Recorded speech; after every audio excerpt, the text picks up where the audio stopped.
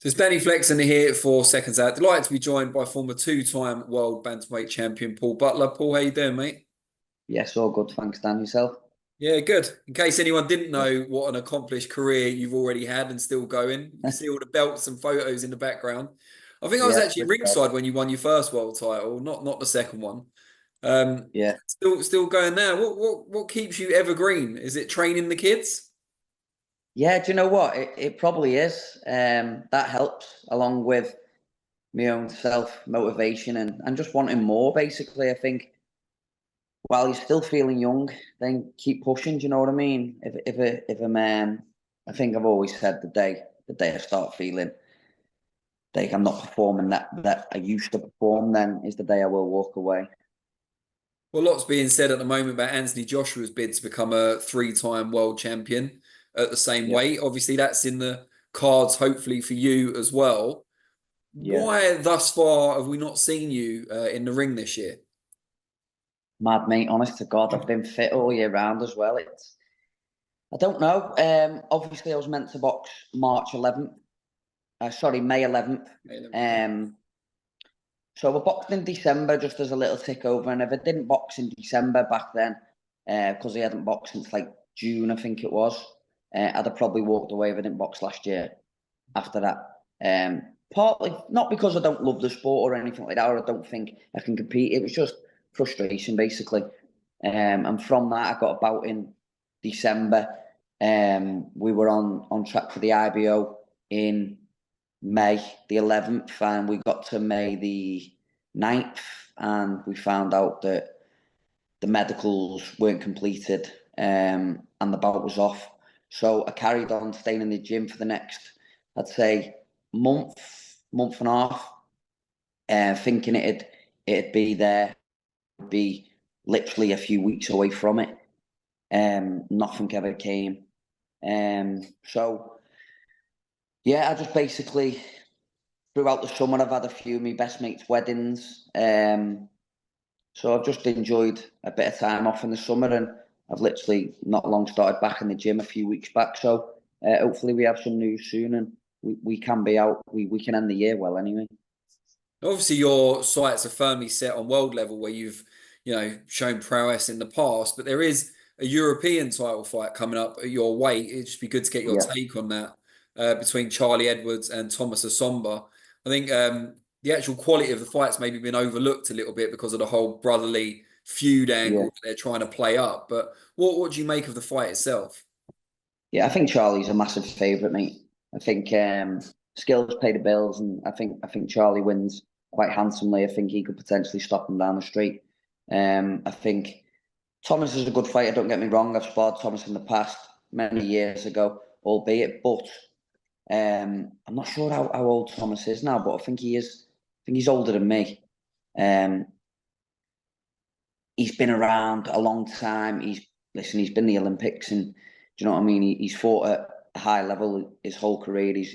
Or albeit he's had some unlucky decisions go his way as well. But he's a good fighter. But I just think Charlie will be too sharp and too good for him. Is that something you'd consider the European title? It's obviously a belt you haven't won before, but it is some way short of where you have competed. Yeah, I think partly the reason why I've never competed for it was because a lot of my career was down at super flyweight, and then when I came up to bantamweight, it was pretty much world titles. We talked about world titles pretty much right the way through. Do you know what I mean? So I was super flyweight. I came up, I was straight at world level with Stuart Hall. I went back down to super fly. There was never any belt at super fly for some reason. Um, and then we came back up to bantam, and it was always world honours again. Do you know what I mean? So it's something I've always looked at, something I've never really pushed to a side and thought I'm too good for that. Do you know what I mean? It is a belt that I do like, but listen, there's always money in world title fights more than there is in the European title fight. So while I'm still feeling good, I'll always push for them world titles. And you mentioned you sparred Thomas in the past.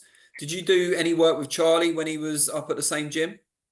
Yeah, me and Charlie done a few rounds. We were never um, like full on week after week after week. I think Charlie boxed for Joe twice.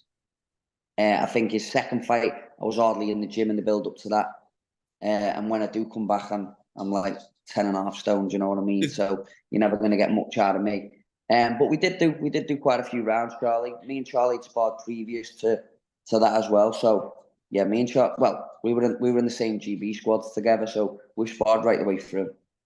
It's interesting you talk about coming back at the weight you do. You seem quite at ease with it now. Is that something over your career you've kind of come to terms with what you're going to be, between fights and when you first get back in the gym?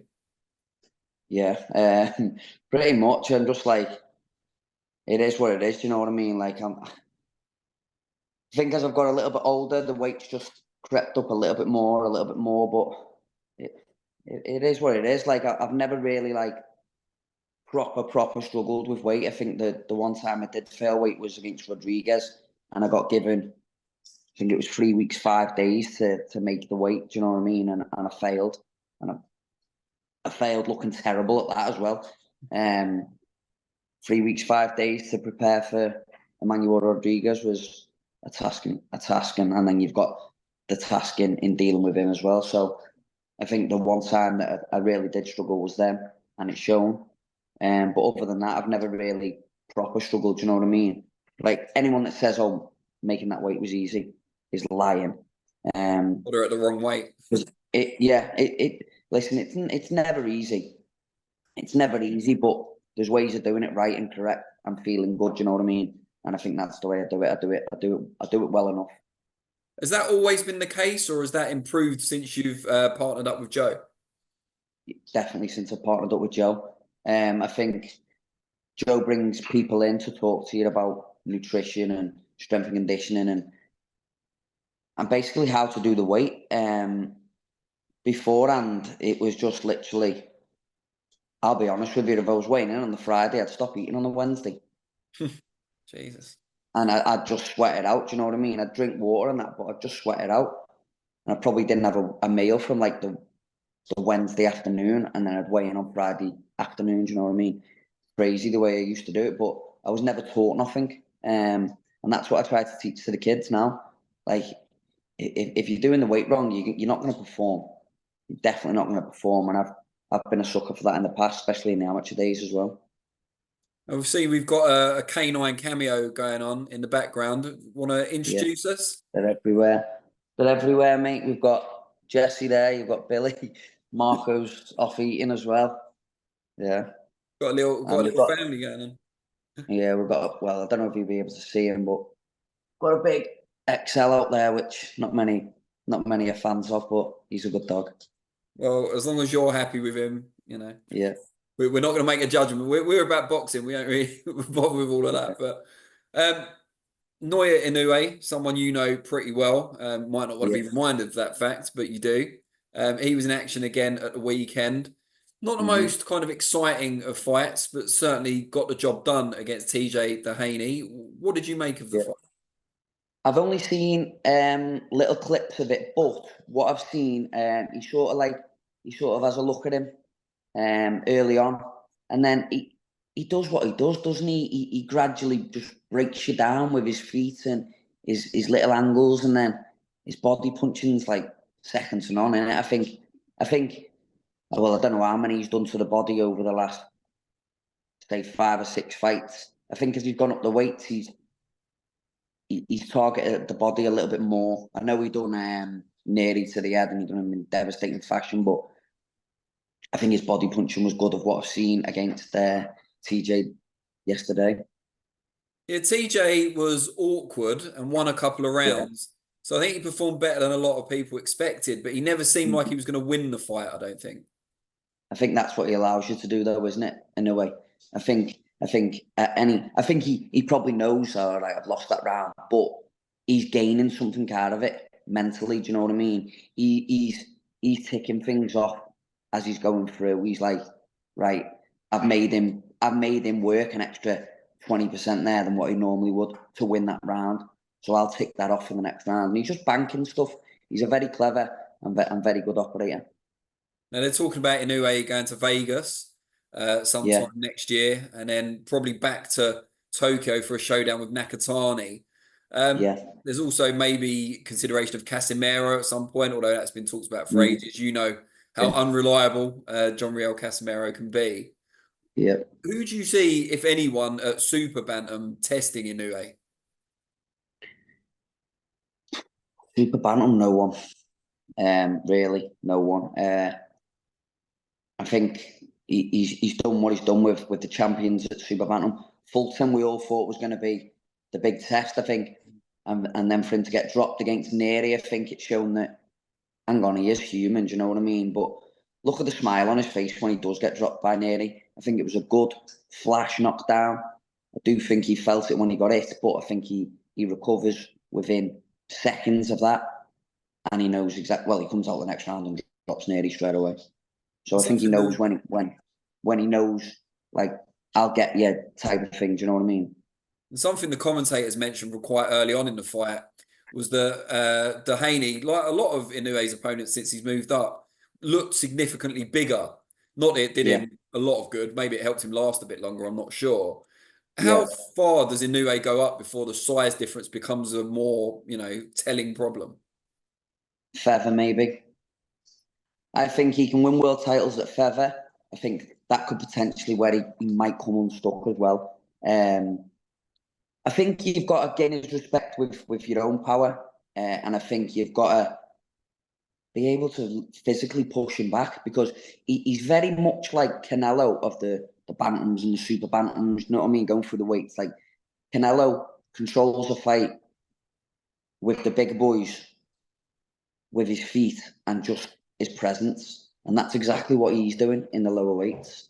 You see the size difference and you think he'd be too big for him, but they're not because it's the presence of the man. Do you know what I mean? And I interviewed Nick Ball about a month ago. He's obviously not from too far away from you. He said he'd welcome an Inoue fight should Inoue move up to feather. That fight you'd like to see? Do you know what, mate? What a fight! What a fight! I seen Fight Disciples put it out on one of their posts, and I was like, wow, what a fight! I hadn't even thought of that, but I thought, wow, that'd be all action. Do you know what I mean? That'd be a man that'd just go and stand and put it on his toes and push him about. And Nick's not shy and roughing people about. And I don't mean it as if he's doing it on purpose, but he'll put the elbow and he'll put the forearm in your face and be like, nah, fuck off, get out my way type thing. Do you know what I mean? He's all action, Nick. So that is a fight I would like to see if he was to move up to feather. And just finally on Inoue, is he your pound for pound number one? Good question, because I think every time they boxed him and Usyk, I think they change, don't they? And then Crawford, then you've got to throw Crawford in the mix. So I think it's every time they box.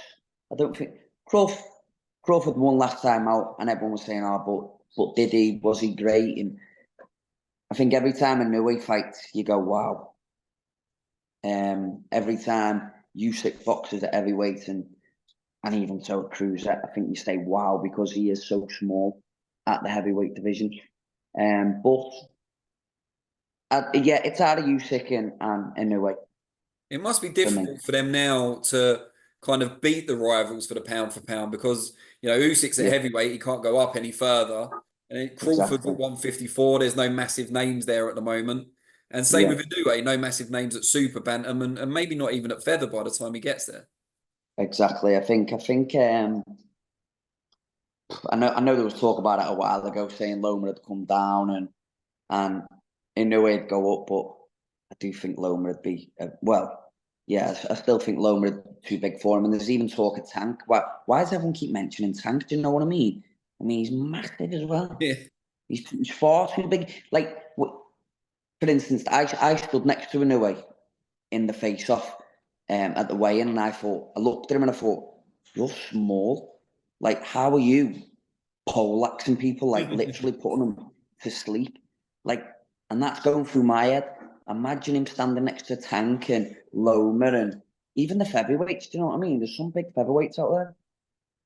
Yeah, so that's going to be the crucial test, I suppose. Test the waters, maybe more so featherweight, and then see if that's where he tops out. Yeah, I think I think that'll be his limit, mate, featherweight. I think that's why he hasn't gone straight up to featherweight, because he knows he could potentially just fight a few of the bigger boys at bantamweight, see how he feels, and then I think he might test the waters middle of next year sometime. And although things didn't go your way when you fought Inoue, if he does go on to become, I mean, some might say he already is an all-time Yeah. great, do you take some satisfaction from sharing a ring with him and extending him? A fight's a fight at the end of the day, but it is always nice to say, look, I boxed him, look at it, like when you talk about the bantamweights, the great bantamweights, I think he will be down as one of the great bantams. He's definitely down as one of the great super bantams as well for literally just coming up a weight straight away, taking 2 titles, then in his next fight taking the next 2. He's an exceptional talent, and I'm sure he'll go on to do many more weight. Well, what I think one more weight personally, but I'd like to see him just like keep challenging himself. Do you know what I mean? Physically, frame wise, he's not a big man. Do you know what I mean? But I think his skill, his talent, will get him so far, and I think that's what Loma's downfall was in the end, was size. Well, you're a big Barrera fan, aren't you? Yeah. How would you have kind of summed up Inoue now against the prime Barrera and a prime Morales? Wow. Yeah, that they'd have been something special. I think. Wow. Even a Johnny Tapia. Wow. Yeah. Imagine them. Nah, their fights. See, imagine just one of them in this era now with him. I don't think we've quite got that. Yeah. You know, for that big fight in Vegas, and I think that's why when you'd walk down the street and you'd say to people, "Who's Alexander Usyk?" and people would say, "Oh, that's the guy that beat Tyson Fury." I think if you was to walk down the street and ask a normal person who's Naoya Inoue, they'd go, "Never heard of him in my life." And I think that's why, because he hasn't really had that standout fight. Do you know what I mean? I think are you there? Yeah, still there, mate. Sorry, someone was ringing me then. I think because he hasn't had that standout fight, I think maybe that's why people won't know him as much as when you walk. Like, obviously, if you walk down the street and say, "Do you remember the Barrera Morales fight?" Most people would say no, but every boxing fan would say yeah. Do you know what I mean? It's a shame. Well, we'll have to see how it all Yeah. pans out when he moves up eventually to featherweight. And hopefully it will pan out for you that we see you in the ring before the end of the year. I hope so, mate. I think we will be out this year. There is talk, so hopefully the talks start to progress and we'll be done soon. Brilliant. Well, once that's announced, we'll have another chat and we'll focus more on what you're doing. Top man, Dan. Cheers, Cheers, mate. mate. Take care. Nice one. Cheers, mate. Bye-bye.